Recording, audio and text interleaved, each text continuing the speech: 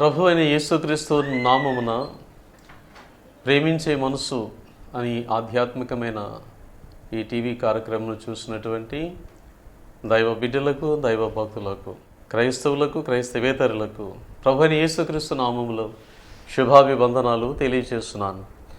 దేవుడు మిమ్ములను, మీ కుటుంబాల్లో మీకు కలిగిన సమస్తాన్ని దీవించి ఆశీర్వదించును గాక. ఈ దినమున మన కొరకు, మీ కొరకు దేవుని యొక్క వాక్యము మనకు ఏమైతే సిద్ధపరిచినాడో దానిని ఒకసారి మనము చదువుకొని ప్రార్థన చేసుకొని దేవుని కృపలో ముందుకు సాగడానికి సహాయం చేద్దాం. మత్తయి సువార్త 10వ అధ్యాయము 27వ వచనములో ఈ మాటను దేవుడు తెలియజేస్తున్నాడు. చీకటిలో నేను మీతో చెప్పినది మీరు వెలుగులో చెప్పుడి, చెవిలో మీకు చెప్పబడినది మేడల మీద ప్రకటించుడి. చిన్న మాట ప్రార్థన చేద్దాం. సకల శుభలకు కారణభూతుడమైన మా ప్రియ పరలోకపు తండ్రి, మీ ఘనాతి శ్రేష్టమైన నామను బట్టి ప్రార్థన చేస్తున్నాను. ప్రభు, మీ స్తోత్రాలు అయా. మీరు ఇస్తున్నటువంటి నా తండ్రి దేవా, ఈ ఆధ్యాత్మికమైనటువంటి కార్యక్రమంలోనికి మీరు నడిపిస్తున్న విధానం కొరకే మీకు స్తోత్రాలు చెల్లిస్తున్నాను. ఈ కార్యక్రమాన్ని వీక్షిస్తున్నటువంటి ప్రతి ఒక్క బిడ్డని ఆధ్యాత్మికంగా అన్ని విషయంలోనూ సౌఖ్యముగా వర్ధిల్లగలిగినట్లు అయా నీ భక్తులను ప్రోత్సహించండి, ప్రేమించండి, బలపరచండి, స్థిరపరచండి, ధైర్యపరచండి. మీరు మహిమ పొందండి. కొన్ని మాటలు నా మదిలో ఉంచి మీరు మాట్లాడండి. పరిశుద్ధాత్మ దేవుడా, నా యేసుక్రీస్తు ప్రభుల వారికి ఘనమైనటువంటి నామమునకు మహిమ కలుగునట్లుగా కృప చూపమని యేసయ్య నామములో ప్రార్థన సమర్పించి అడిగి వినయంతో వేడుకుంటున్నాం తండ్రి, ఆమేన్. ప్రేమైనటువంటి దేవుని బిడ్డలారా, ఈ వాక్యంలోని సత్యాన్ని మనము జాగ్రత్తగా గ్రహించినట్లయితే, చీకటిలో నేను మీతో చెప్పినది మీరు వెలుగులో చెప్పిడి, చెవిలో మీకు చెప్పబడినది మేడల మీద ప్రకటించుడి అని దేవుని యొక్క వాక్యం మనకు తెలియచేయబడుతుంది. సహజంగా ఎడ్యుకేషన్ ఇన్ ద డార్క్నెస్, చీకటిలో నేర్చుకో. సహజంగా మనం ఏమనుకుంటామంటే, చీకటిలో నేర్చుకోవడం అంటే ఏంటి పాస్టర్ గారు చీకటిలో నేర్చుకోమంటున్నారు అని చెప్పేసి మనం అనుకుంటూ ఉంటాం. కానీ దేవుడు చెప్తున్నమాట, చీకటిలో నేను మీతో చెప్పినది మీరు వెలుగులో చెప్పుడి. చీకటి అంటే వెలుగు లేకపోవటమే కదా. వెలుగు ఉందనుకోండి చీకటి ఉండదు, చీకటి ఉందనుకోండి వెలుగు ఉండదు. కాబట్టి వెలుగు లేని ప్రదేశాలను ఏమంటామంటే చీకటి అంటాం. కనుక దేవుడు తెలియజేసినటువంటి ఆ మాట ఆది కాండంలో మరి ప్రభు తెలియజేస్తున్నటువంటి మాట, ఆది యందు దేవుడు భూమి ఆకాశమును సృజించెను, భూమి నిరాకారముగాను శూన్యముగాను ఉండెను, చీకటి అగాధ జలము పైన కమ్మి ఉండెను, దేవుని ఆత్మ జలముల పైన అల్లాడుచుండెను. అంత మాత్రమే కాదు, దేవుడు వెలుగును చీకటిని వేరుపరచెను, దేవుడు వెలుగునకు పగలనియు చీకటికి రాత్రనియు చెప్పాను. కాబట్టి దేవుడు చీకటికి రాత్రి అని ఒక నామకరణము చేసినట్లుగా మనము చూస్తున్నాం. కాబట్టి చీకటిలో నుంచి వెలుగు కలుగునుగా కానీ దేవుడు పలకగా వెలుగు కలిగింది. కాబట్టి ప్రియమైన దేవుని బిడ్డలారా, దేవుడు మనకి ఆ చీకటి అనుభవాల ద్వారా జీవపు వెలుగు యొక్క అనుభవాలను మనకి నేర్పుతూ ఉంటాడు. ఈ దినాలలో చీకటి అనగా నిరాశ, నిస్పృహ, నిస్సహాయత, భయము, ఆందోళన, బెంగ, దిగులు, జబ్బు, వ్యాధి, ఈ బాధలు ఇవన్నీ కూడా చీకటికి సాదృశ్యముగా ఉన్నాయి. ఇంకొక మాట చెప్పాలంటే, చీకటి ఈ లోక రాజ్యానికి సాదృశ్యముగా ఉంది, చీకటి పాపమునకు సాదృశ్యముగా ఉంది. కాబట్టి చీకటిలో నివసిస్తున్నటువంటి ఈ లోక నివాసులు మనం అందరము కూడా ప్రేమ దేని బిడ్డలారా, మనకున్నటువంటి వ్యక్తిగత కుటుంబ సమస్యలు, ఏ విధమైనటువంటి సమస్యలు మన బ్రతుకులు మన జీవితంలో మరి వచ్చినవి అంటే మనలోనికి చీకటి ఆవరించినటువంటి అనుభవంలోనికి మనం నడిపించబడుతున్నామని పరిశుద్ధాత్మ దేవుడు తెలియజేస్తున్నాడు. కనుక ఈ లోక సంబంధమైనటువంటిది శరీరాశ, నేత్రాశ, జీవపు డంబం ఇవన్నీ కూడా మేమండి చీకటి శక్తులు ఏమండి కలిగినటువంటి వ్యక్తి ఆ సాతానుగాడు క్రియేట్ చేస్తున్నాడు. కాబట్టి దేవుడు అంటున్నాడు, అటువంటి పరిస్థితుల్లోనే అటువంటి ఆ చీకటి ఆ ప్రభావం కలిగినటువంటి నీ వ్యక్తిగత జీవితంలోనే నువ్వు నేర్చుకోవటానికి ప్రయత్నించి చీకటిలో నువ్వు నేర్చుకోవడానికి ప్రయత్నం చేయి. చీకటిలోనే నువ్వు ఎడ్యుకేటివ్. ఎవరిలోనూ, దేనిలోనూ, ఎందుకోసము అని ఆలోచన చేసినట్లయితే చీకటిలో ఉన్నటువంటి ప్రతి వ్యక్తికి కూడా వెలుగు అవసరం. కాబట్టి దేవుడు అంటున్నాడు, వెలుగు దగ్గరికి రమ్మంటున్నాడు. వెలుగు దగ్గరికి వచ్చినట్లయితే చీకటి నీ వద్ద నుండి పారిపోతుంది. అందుకే దేవుడు తెలియజేస్తున్నటువంటి మాట ఏంటంటే, యోహాను రాసినటువంటి ఆ యొక్క మొదటి పత్రికలో 1వ అధ్యాయము 5వ వచనంలో, దేవుడు వెలుగై ఉన్నాడు, ఆయన యందు చీకటి ఎంత మాత్రమును లేదు. దేవుడు వెలుగై ఉన్నాడు, ఆయన యందు చీకటి ఎంత మాత్రమును లేదు అనే వాక్యాన్ని మనము చదవగలుగుతూ ఉన్నాం. కాబట్టి ప్రియమైన దేవుని బిడ్డలారా, వెలుగులో మనము చీకటిలో నుంచి వెలుగులోనికి నడిపించబడితే, అనగా ఈ లోక పాప శాపముల నుండి మనము వాటిని విడుదల కోరుకోవాలని మనము ప్రయత్నం చేయగలిగితే, దేవుడు అంటున్నాడు, ఎంతకాలము చీకటిలో, ఎంతకాలము అజ్ఞానములో, ఎంతకాలం అవిధేయతలో, ఎంతకాలము నిరుత్సాహమని చీకటిలో, ఎంతకాలము అశాంతమైన చీకటిలో, ఎంతకాలము అసమాధానమైనటువంటి చీకటిలో, ఎంతకాలము ఈ చీకటి బాధల్లో జీవిస్తూ ఉంటావు ప్రియమైన దేవుని బిడ్డ. దేవుడు అంటున్నాడు, నేను లోకమునకు నేను వెలుగై ఉన్నాను, ఆయన యందు ఎంత మాత్రమును చీకటి లేదు. కాబట్టి దేవుడు ఏమంటాడంటే, ఎంతకాలం నీవు చీకటి సంబంధిగా చీకటితో సహవాసం చేస్తావేమో. ఇదే యోహాను రాసినటువంటి మొదటి పత్రిక 2వ అధ్యాయంలోనికి వెళ్తే అక్కడ దేవుడు ఈ విషయాన్ని తెలియజేస్తున్నాడు. ఏమని అంటే, ప్రియమైన దేవుని బిడ్డలారా, వెలుగులో ఉన్నామని చెప్పుకొనుచు తన సహోదరుని ద్వేషించువాడు ఎప్పటి వరకు నువ్వు చీకటిలోనే ఉన్నాడు. వెలుగులో ఉన్నామని చెప్పుకుంటున్నాం దేవుని బిడ్డలుగా, క్రైస్తవులుగా మనము. నేను వెలుగులో ఉన్నానయ్యా, నేను వెలుగు సంబంధనయ్యా, నేను క్రీస్తు సంబంధనయ్యా, నేను క్రీస్తునందే ఉన్నానయ్యా అని చెప్పుకుంటూ ఉంటున్న నీవు నీ సంఘాన్ని కానీ, నీ సేవకుని కానీ, నీ తోటి విశ్వాసిని కానీ, నీ ఇంటి సహోదరుని కానీ, నీ తల్లిని కానీ, నీ చెల్లిని కానీ, నీ అక్కని కానీ, నీ బంధువుని కానీ, మిత్రుని కానీ, ఎవరిని కూడా నువ్వు ప్రభువులో ఉన్నానని చెప్పుకుంటూ, క్రీస్తులో ఉన్నానని చెప్పుకుంటూ, నేను వెలుగు సంబంధనని చెప్పుకుంటూ ఉన్నటువంటి నీవు, ప్రియమైన దేవుని బిడ్డలారా, నీ సహోదరిని నువ్వు ద్వేషించినట్లయితే, ఆయన నువ్వు ప్రేమించినట్లయితే, నీవు ఎప్పటికీ still you are in the darkness, చీకటిలో ఉన్నావని మాత్రము ఆ సత్యాన్ని నువ్వు గ్రహించవలసి ఉన్నది. తన సహోదరుని ద్వేషించువాడు చీకటిలో ఉండి చీకటిలో నడుచుచున్నాడు, చీకటి అతని కన్నులకు గురుడితనము కలుగు చేసిన కనుక తాను ఎక్కడికి పోవచ్చున్నాడో అతనికి తెలియదు. చీకటి అతనికి ఏం చేసిందండి? గురుడితనము కలుగు చేసింది. వై? బికాస్ కారణం ఏంటంటే, దేవుని యొక్క ఆజ్ఞను ఇన్నివని నీ పొరుగు వారిని ప్రేమించిన వాడు చీకట్లోనే ఉన్నాడు, అనగా తన సహోదరుని ద్వేషించేవాడు. ఈనాడు కూడా అనేక మంది సంఘములో విశ్వాసులుగా ఉంటాం, మనం దైవ బిడ్డలుగా ఉంటాం. ఏమండి, అబ్బా ఎంతో మంచి భక్తుడు అనుకుంటాం, మంచి ప్రార్థనాపరుడు అనుకుంటాం, కానీ పొరుగు వారిని ప్రేమించడు. ఏమండి, సంఘాన్ని ప్రేమించడు, సంఘ అవతరతలు చూడడు, దైవజనుడిని ప్రేమించడు, దేవుని వాక్యాన్ని ప్రేమించడు, బాహ్యానికి చాలా భక్తిపరుడుగా నటిస్తూ ఉంటాడు.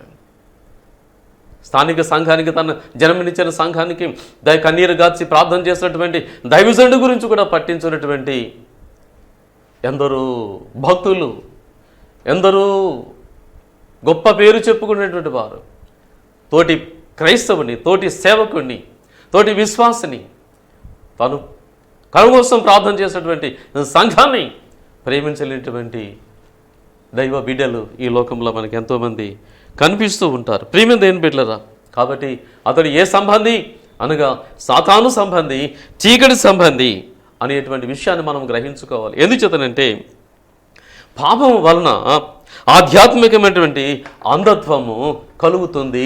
ఇది చీకటికి సాదృశ్యమని దేవుడు తెలియజేస్తూ ఉన్నాడు.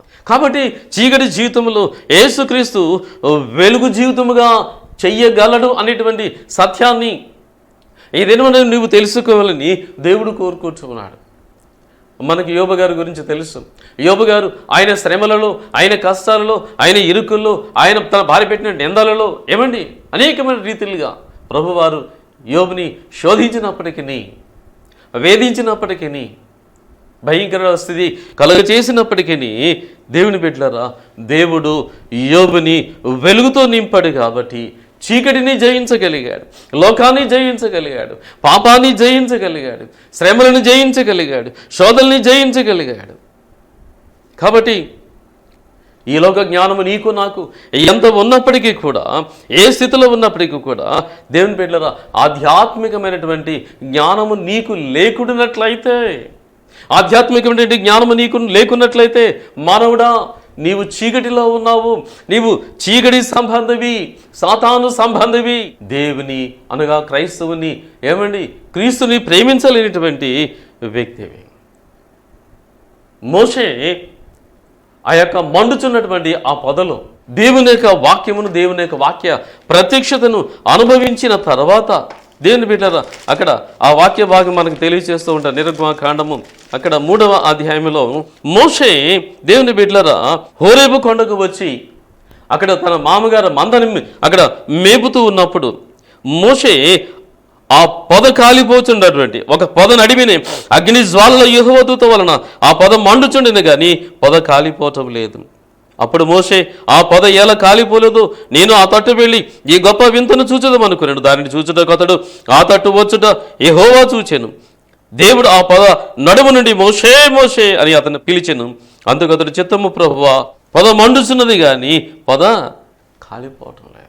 ఆ ప్రత్యక్షతను చూశాడు. ప్రియమైన దేవుని బిడ్డలారా, ఎప్పుడైతే ఆ దైవ ప్రత్యక్షతను దేవుని బిడ్డలారా ఆ మోషే చూశాడు, ఆ మోషే ఆ దైవ ప్రత్యక్షతను అనుభవించాడు, అతనిలో ఉన్నటువంటి ఈ లోక సంబంధమైనటువంటి ఐగుప్తులోని సకల విద్యలను అభ్యసించినటువంటి ఆ మోషే తృణప్రాయముగా దానిని విడిచిపెట్టి దైవ ప్రత్యక్షత, ఆ వెలుగు యొక్క ప్రత్యక్షతను అనుభవించినటువంటి మోషే దేవుడు చెప్పినట్లుగా బానిసలుగా ఉన్నటువంటి ఇశ్రాయేలు జనాంగమునకు ఐగుప్త దేశంలో నుంచి కనాను దేశంలోనికి నడిపించడానికి ఆయన నాయకత్వం వహించినటువంటి పరిస్థితిని గమనిస్తున్నాం. కాబట్టి పరబ్రతుకుల మన జీవితంలో ఎంతకాలం నీవు చీకటిలో, ఎంతకాలం ఈ లోకాశలతో, ఎంతకాలము ఈ లోక సంబంధమైనటువంటి జ్ఞానమును సంపాదించుకొని నేను గొప్పవాడిని కావాలి కావాలి కావాలి అనుకుంటుంటే నువ్వు ఎంత గొప్పవాడివి కావాలనుకున్నా నీ చుట్టూ చీకటే ఉన్నది సుమా, జాగ్రత్త అని పరిశుద్ధాత్మదేవుడు తెలియచేసినటువంటి పరిస్థితిని మనము చూస్తున్నాం. ప్రియమైనటువంటి దేవుని బిడ్డలారా, దేవుని వాక్యం మనకి తెలియచేయబడుతున్నది. ఏంటి ఆలోచన చేసినట్లయితే మనకి యోహాను సువార్త 1వ అధ్యాయంలో ఆదియందు వాక్యం ఉండెను, వాక్యము దేవుని యొద్ద ఉండెను, వాక్యమే దేవుడయ్యుండెను, ఆయన ఆదియందు దేవునయ్యుండెను, సమస్తమును ఆయన మూలముగా కలిగినది ఏదియు ఆయన లేకుండా కలిగెను, ఆయనలో జీవం ఉండెను, ఆ జీవం మనుషులకు వెలుగయ్యుండెను, ఆ వెలుగు చీకటిలో ప్రకాశించుచున్నది కానీ చీకటి దానిని గ్రహింపకుండెను. దేవుడి లోకమునకు వెలుగైనాడు. ఆ ప్రభు వారి లోకానికి వచ్చారు. 2016 సంవత్సరాలు అయింది.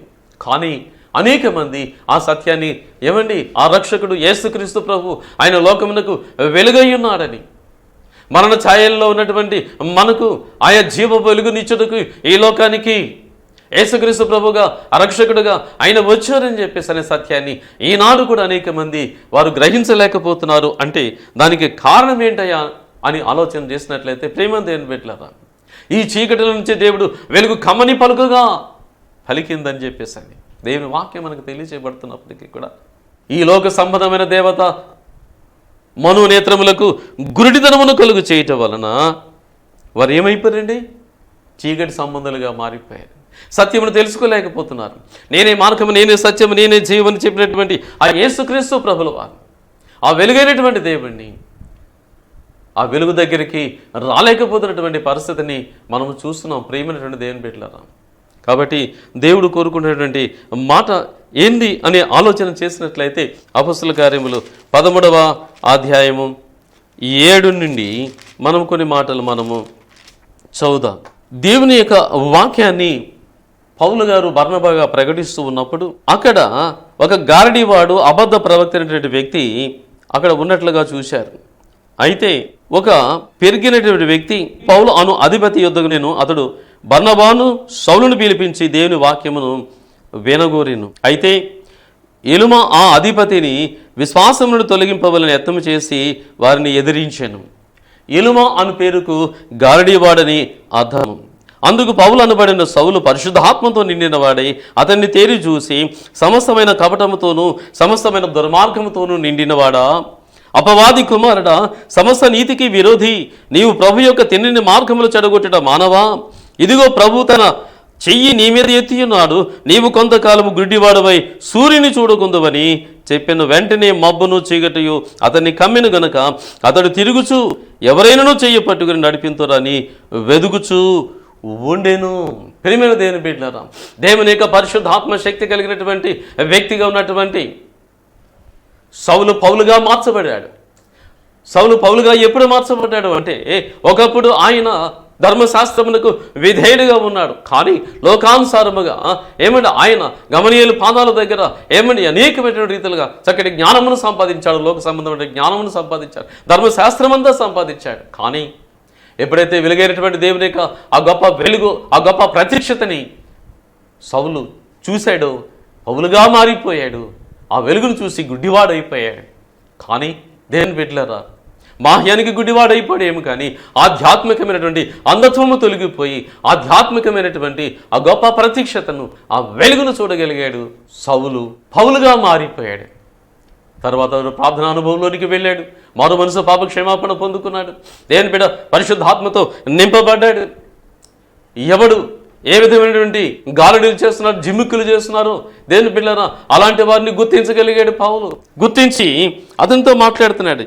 ఏమయ్యా, నువ్వు కపటముతోను సమస్త దుర్మార్గంతో నిండి ఉన్నావు, అపవాది కుమారుడా, తిన్నని మార్గములను చెడగొట్టుచున్నావు, జాగ్రత్త సుమా అని చెప్పేసి అతన్ని ఎప్పుడైతే దేవుడు పౌలు గారి హెచ్చరిక చేశాడో వాడు ఏమైపోయాడండి? గుడ్డివాడైపోయి సూర్యుని చూడకుండా ఉండిపోయాడు. గుడ్డివాడు మిట్ట మధ్యాహ్నము తడవులాడినట్లుగా తడవులాడుకుంటున్నటువంటి పరిస్థితి. ప్రియమైన దేవుని బిడ్డలారా, ఎప్పుడైతే చీకటిని విడిచిపెట్టి వెలుగు దగ్గరికి నువ్వు రాగలుగుతావు, దేవుడి నీ బ్రతుకులు, నీ జీవితంలో గొప్ప అద్భుతమైనటువంటి ఆత్మకార్యాలు, ఆశ్చర్యమైన కార్యాలు దేవుడు జరిగిస్తాడని నువ్వు నమ్ముతావా? వెలుగైన దేవుడు ఆయన నిన్ను ప్రేమతో పిలుస్తున్నాడు. నేనే మార్గమును, నేనే సత్యమును, నేనే జీవమును, జీవమైనటువంటి వెలుగుని నేను నీకు ఇస్తాను అని చెప్పేసి పరిశుద్ధ ఆత్మదేవుడు కోరుకుంటున్నాడు. కాబట్టి ఆయన అంటున్నాడు, కమ్ అన్టు మీ, నా దగ్గరికి రా, నీలో ఉన్న చీకటిని తొలగిస్తాను, నీలో ఉన్నటువంటి ఆ చీకటి సంబంధమైనటువంటి ఆ క్రియలను నేను తొలగిస్తాను అని చెప్పేసి పరిశుద్ధాత్మదేవుడు తెలియజేస్తున్నాడు. అదే ఎఫెసీయులకు రాసిన పత్రికలో 5వ అధ్యాయము 8వ వచనం చదువుదాం. మీరు పూర్వమందు చీకటి ఉంటిరి, ఇప్పుడైతే ప్రభువునందు వెలుగై ఉన్నారు. వెలుగు ఫలము సమస్త విధములైన మంచితనము, నీతి, సత్యమును వాటిలో కనబడుచున్నది గనుక ప్రభువుకేది ప్రీతికరమైనదో దానిని పరీక్షించుచు వెలుగు సంబంధుల వలె నడుచుకుని నిష్ఫలమైన అంధకార క్రియలలో పాలివారయుండక వాటిని ఖండించుడి. ఎనగా అట్టి క్రియలు చేయవారు రహస్యమందు జరిగించే పనులను గూర్చి మాట్లాడేనను అవమానకరమై ఉన్నది అని చెప్పేసి దేవుడు తెలియజేస్తున్నాడు. కాబట్టి ప్రియమైనటువంటి దేవుని బిడ్డలారా, ఇక్కడ దేవుడు చెప్తున్నాడు, పూర్వమందు మీరు చీకటి అయి ఉంటారు. అవును, నేను పూర్వమందు నేను చీకటిని అయి ఉన్నాను. దేవుని వాక్యం వింటున్నటువంటి ప్రియమైన దేవుని బిడ్డ, నీవు ప్రభుని ఎరకక ముందు నీవేమై ఉన్నావు? అన్యుడవై ఉన్నావు, చీకటివై ఉన్నావు, చీకటి సంబంధిగా ఉన్నావు. కాబట్టి దేవుడు అంటున్నాడు, ఇప్పుడు ప్రభులోనికి వచ్చాము కాబట్టి మనం ఇప్పుడు వెలుగు సంబంధులము, వెలుగు దాసోహులము. కాబట్టి ఇక్కడ పౌలు గారు ఎఫెసీ సంఘానికి తెలియజేస్తున్నాడు, మీరు పూర్వమందు చీకటి ఉంటారు, ఇప్పుడైతే ప్రభునందు వెలుగై ఉన్నారు. కాబట్టి ఆ వెలుగు ఫలం ఏంటంటే సమస్త విధములైనటువంటి మంచితనమును, సత్యమును వాటిలో కనబడుచున్నవి గనక ప్రభువునకు ఏది ప్రీతికరమో దాని నీవు జరిగించి. 11వ వచనములో నిష్ఫలమైన అంధకార క్రియలలో పాలివారయుండక వాటిని ఖండించు. నిష్ఫలమైనటువంటి అంధకార క్రియలు, వాట్ ఆర్ దే? నిష్ఫలమైనటువంటి, ఫలితం లేనటువంటి అంధకార సంబంధమైనటువంటి క్రియలు నీ బ్రతుకులు, నీ జీవితంలో ఏదైతే ఉన్నావో వాటిని విడిచిపెట్టి దేవుడు చెప్తున్నాడు, నిద్రలో నిద్రించుతున్న నీవు మేల్కొని మృతులలో నుండి లెమ్ము, క్రీస్తు నీ మీద ప్రకాశించునని ఆయన వ్యాఖ్యం తెలియజేస్తుంది. యెషయా గ్రంథం 60వ అధ్యాయంలో అంటాడు ఆయన, ఈ వాక్యాన్ని నీకు తెలియజేస్తున్నాడు, నీకు వెలుగు వచ్చినది, లెమ్ము, తేజరిల్లుము, యెహోవా మహిమ నీ మీద ఉదయించును, చూడుము, భూమి మీద చీకటి కమ్ముచున్నది, యెహోవా నీ మీద ఉదయించుచున్నాడు, ఆయన మహిమ నీ మీద కనబడుచున్నది, జనములు నీకు వెలుగుగా వచ్చేదరు, రాజులు నీ ఉదయకాంతికి వచ్చేదరు. ప్రియమైనటువంటి దేవుని బిడ్డ, లెమ్ము, తేజరిల్లుము, నీకు వెలుగు వచ్చి ఉన్నది. కాబట్టి దేవుని యొక్క వెలుగులు, దేవుని యొక్క ప్రసన్నతని, దేవుని యొక్క ఆ యొక్క ప్రత్యక్షతని నువ్వు అనుభవించాలి అంటే చీకటిలా ఉన్నటువంటి నీ జీవితంలో, నీ బ్రతుకుల్లో, నీ పాపములో, నీ శాపములో, నీ శరీరాశ, నేత్రాశ, ఈ జీవపడమని ఆ చీకటి నుండి నీవు ఎక్కడికి రావాలంటే వెలుగులోనికి నువ్వు రావాలి. అందుకే దేవుడు అంటున్నాడు, learn in the darkness, educate in the darkness. చీకటిలో నువ్వు నేర్చుకో, నేర్చుకో, నేర్చుకో. ఆ నేర్చుకునే అనుభవంలోనికి నువ్వు రావాలని దేవుడు కోరుకుంటూ ఉన్నాడు. ప్రేమ దేని బిడ్డలారా, ఈ మార్కు సువార్త 5వ అధ్యాయంలో మనం ఆలోచన చేసినట్లయితే అపవిత్రాత్మ పట్టిన వాడుకడు సమాజంలో ఉన్నటువంటి వ్యక్తి ఎక్కడున్నాడండి? సమాధుల్లో తిరుగులాడుతున్నాడు, చీకటిలో తిరుగులాడుతున్నాడు, రాత్రనక పగలనక తిరుగులాడుతున్నటువంటి ఆ భయంకరమైన పరిస్థితుల్లో యేసుప్రభువు అక్కడికి వెళ్ళి అపవిత్రాత్మ పట్టినటువంటి ఆ వ్యక్తితో మాట్లాడుతున్నాడు. అపవిత్రాత్మ ఇతన్ని విడిచిపెట్టి పో అని చెప్పేసి అన్నప్పుడు అతనిలో ఉన్నటువంటి ఆ చీకటిని కలిగించేటువంటి జీవితాన్ని భ్రష్టత్వానికి, నాశనంలో నడిపించినటువంటి ఆ అపవిత్రాత్మ అతన్ని విడిచిపెట్టి ఏం చేసిందండి? పారిపోయి పొందుల్లో పడిపోయి ఆ సన్నివేశం అయిన తర్వాత ఇతడు ఈ దయ్యము పట్టినవాడు సమాధుల్లో తిరుగుతున్నవాడు అతడు వస్త్రములు ధరించుకొని యేసు ప్రభు పాదాల దగ్గర కూర్చున్నటువంటి పరిస్థితిని దేవుడు ఆ వేడికి ఆ చీకటిని తొలగించాడు, రక్షణ వస్త్రం ఇచ్చాడు, యేసు ప్రభు పాదాల దగ్గర కూర్చుని సహవాసంలోనికి నడిపించాడు. అంత మాత్రమే కాదు, దేవుని యొక్క నామాన్ని ప్రకటించే అనుభవంలోనికి నడిపించినటువంటి పరిస్థితిని మనం అక్కడ చూస్తూ ఉన్నాం. ప్రేమటువంటి దేవుని బిడ్డలారా, మన బ్రతుకులో, మన జీవితంలో కూడా దేవుడు అన్నాడు, నువ్వు చీకటిని విడిచిపెట్టాయా? ఎంతకాలము నువ్వు చీకటిలో ఉంటావు, ఎంతకాలం పాపములో ఉంటావు, ఎంతకాలము లోకంలో జీవిస్తావు, ఎంతకాలము నీ చీకటి సంబంధమైనటువంటి క్రియలు, అవినీతి పనులు, రహస్యమైన పనులు, దేవునికి అయిష్టమైనటువంటి పనులు నీ బ్రతుకులో, నీ జీవితంలో ఇంతవరకు క్రైస్తవుడుగా ఉండి నువ్వు చేస్తున్నావేమో ఒకసారి ఆలోచించుకోమని పరిశుద్ధాత్మదేవుడు నిన్ను ప్రేమతో ఆయన 2 చేతులు చాపి భారముతో ప్రయాసపడి భారము మోయించిన సమస్త మంజనులారా నా యొద్దకు రండి, నేను మీకు విశ్రాంతిని కలుగ చేస్తానని ప్రభువారు నిన్ను పిలుస్తూ ఉన్నారు. ఆ దయ్యం పట్టినవాడు యేసు ప్రభు పాదాల దగ్గర కూర్చుని ఎంత వినయం విధేయతుడైపోయాడో దేవుని బిడ్డ, వెలుగు సంబంధిగా మారిపోయాడు. నా బ్రతుకుల నా జీవితంలో ఆ చీకటి నుండి విడిపించబడి, పాప శాపం నుండి విడిపించబడి నేను ప్రభువుకు దాసుని అయిన తర్వాత, ఆ వెలుగు సంబంధిగా మారిన తర్వాత ఒకసారి మా సంఘంలోనికి ఒక పోలీస్ కానిస్టేబుల్ గారు వారి యొక్క సోదరి దయ్యము పట్టి, ఏ దయ్యం పట్టిందంటే పంది దయ్యం పట్టింది, పంది స్వభావం కలిగింది. ఈ 2 చేతులు వెనక పెట్టుకుని అన్నం పెట్టినప్పటికీ కూడా దేవుని బిడ్డలారా అలాగే నాలుగుతోటి గతికి తినేటువంటి పరిస్థితి. దైవజనులకు దగ్గర తీసుకుని వెళ్ళారు, ప్రార్థనలు చేశారు, కానీ ఆ దైవజనుని ఎగిరి తన్నట్లుగా వారు సాక్ష్యం చెప్తున్నారు. అటువంటి భయంకరమైన స్థితిలో ఉన్నటువంటి ఆమెను దేవుని బిడ్డలారా మా యొక్క సీఎను ప్రార్థనా మందిరానికి తీసుకుని వచ్చినప్పుడు సింపుల్గా మేమేం చేయలేదు, నేను కూడా భయపడ్డాను. ఒరే బాబు, 4 పాస్టర్లను తన్నిందంట, నన్ను కూడా తంతదేమోరా బాబు, జాగ్రత్త అని చెప్పేసి అంటే, అయ్యారు లేదండి మీరు ప్రార్థన చేయండి, నీ నమ్మకమే నీ నమ్మకమే నీ యొక్క చెల్లిని, నీ నమ్మకమే నీ చెల్లిని దేవుడు అద్భుతమైన స్వస్థత చేస్తాడని చెప్పేసి అని అప్పుడు మేము సంఘములో ఆ దినమున ఉపవాస ప్రార్థనలో మేము మోకరించి ప్రార్థన చేసినప్పుడు, సంఘమంతా చుట్టూ ప్రార్థన చేసినప్పుడు ఏం ముట్టుకోలేదు, ఏం చేయలేదు, కానీ దేవుడు అద్భుతమైనటువంటి మెరకలు చేసి ప్రేమ దేవుని బిడ్డలారా ఆమెలో ఉన్నటువంటి ఆ పంది, ఆ దయ్యము పంది స్వభావం కలిగి చేసినటువంటి ఆ సాతాను శక్తులు ఆమెలో నుంచి బయటికి పోయినాయి. వెంటనే ఆమెను అడిగిన తర్వాత, అమ్మ భోంచేస్తావంటే భోంచేస్తాను, హ్యాపీగా 2 చేతులతో భోంచేసింది, దేవుని బిడ్డలారా మంచిలు తాగింది, బైబిల్ చదువుతామంటే చదివింది, ప్రార్థన చేస్తామంటే ప్రార్థన చేసింది, అంతకుముందు ఏమీ చేయలేదు. దీని వెనుకున్నటువంటి సీక్రెట్ ఏంటంటే ఆ చీకటి ఎందుకు ఆమెను ఆవరించింది అని ఆలోచన చేస్తే ఆమె తను తాను హెచ్చించుకుందంట. దైవజనుడి కంటే నేను గొప్పవాడిని, ఆయన కంటే ఎక్కువ వాక్యం చెప్పగలను, ఆయన కంటే ఎక్కువ ప్రార్థన చేయగలను, నాన్నకంటే నేనే గొప్ప అనే స్థితిలోనికి ఆ బిడ్డ వెళ్ళటాన్ని బట్టి దేవుడు ఆమెను చూసి ఆ విధముగా మోతాడు. పాప క్షమాపణ కలిగింది, ఆమెలను చీకటిని మరలా తిరిగి ఆ ప్రభువే తొలగించాడు, ఆమెను పవిత్రాలుగా పరిశుద్ధురాలుగా చేశాడు. అంత మాత్రమే కాదు, ఆమెకు భర్త లేడు. అలాంటి పరిస్థితులలో ఆమెను దేవుడే ఆదుకొని ఆమెకు అదే ఊరిలో చిన్న ఉద్యోగం ఇచ్చి తన బిడ్డల్ని 3 ఆడబిడ్డలను పోషించుకోవడానికి దేవుడు కృపను చూపాడు. ఇంతకంటే గొప్ప ధన్యత దేవుని బిడ్డలారా, దేవుడు కోరుకుంటున్నాడు. కాబట్టి దేవుడు అన్నాడు, నువ్వు గనక ఆ చీకటిని విడిచిపెట్టి నువ్వు వెలుగులోనికి నువ్వు రాగలిగితే, దేవుడు అంటున్నాడు యెషయా గ్రంథం 58వ అధ్యాయంలో, దేవుని దగ్గరికి నువ్వు రాగలిగితే అన్నాడు, చీకటిలో నీ వెలుగు ప్రకాశించును, అంధకారము నీకు మధ్యాహ్నములే ఉండును.